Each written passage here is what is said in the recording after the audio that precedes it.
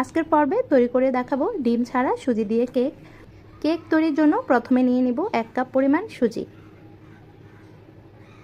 আর ঠিক একই কাপ দিয়ে মেপে নিয়ে নিব 1 কাপ হালকা গরম তরল দুধ। এখন দিয়ে দিব হাফ কাপ পরিমাণ চিনি।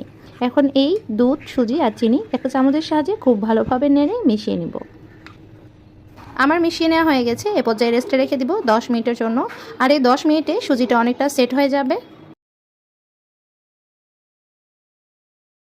আমার 10 মিনিট হয়ে গেছে। দিয়ে দিচ্ছি 1/3 কাপ সয়াবিন তেল। এখন এই তেলটা দিয়ে আবার খুব ভালোভাবে মিশিয়ে নিচ্ছি। দেখতে পাচ্ছেন আমার মিশিয়ে নেওয়া হয়ে গেছে। এখন অ্যাড করব শুকনো উপকরণ। প্রথমে দিয়ে দিচ্ছি হাফ কাপ পরিমাণ আটা। আপনাদের হাতের কাছে আটা বা ময়দা যেটাই থাকবে সেটা নিয়ে নেবেন। দিয়ে দিচ্ছি 1 চা চামচ বেকিং পাউডার, হাফ চা চামচ বেকিং সোডা, আর দিয়ে দেব 1 চা চামচ সমান করে লবণ। আমি উঁচু করে দিইনি, সমান করে দিয়েছি। এখন এই শুকনো উপকরণগুলো খুব ভালোভাবে মিশিয়ে নেব।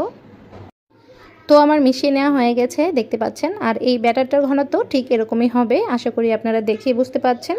এখন আমি অ্যাড করে দিব 1/4 চা চামচের মতো হবে অরেঞ্জ ইমালশন। অরেঞ্জ ইমালশন হাতের কাছে না থাকলে এখানে আপনার লেবুর রস দিয়ে দিতে পারেন, অথবা ভ্যানিলা এসেন্স সেটাও দিয়ে দিতে পারেন। তো আমার কেক তৈরির জন্য ব্যাটারটা পুরোপুরি রেডি হয়ে গেছে। আর এদিকে আমি একটা প্যানে একটা কাগজ কেটে তাতে তেল ব্রাশ করে এটাকে রেডি করে রেখেছি। এখন এই ব্যাটারটা আমি ঢেলে দিব।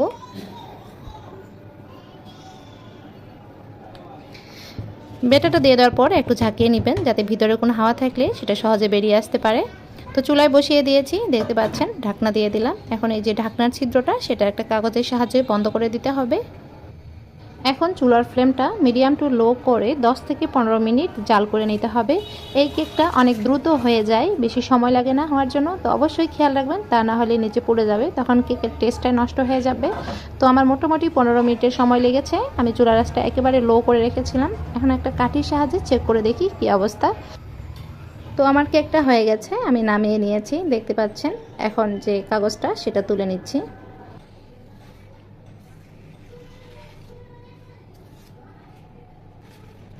কেকটাকে আমি উল্টিয়ে নিয়েছি, দেখতে পাচ্ছেন। এখন কেকটা আমি কেটে দেখাচ্ছি।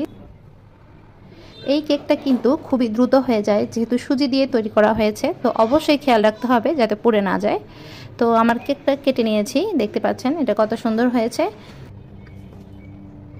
এই ছিল আজকের রেসিপি। আপনাদের কাছে কেমন লেগেছে অবশ্যই কমেন্ট করে জানাবেন।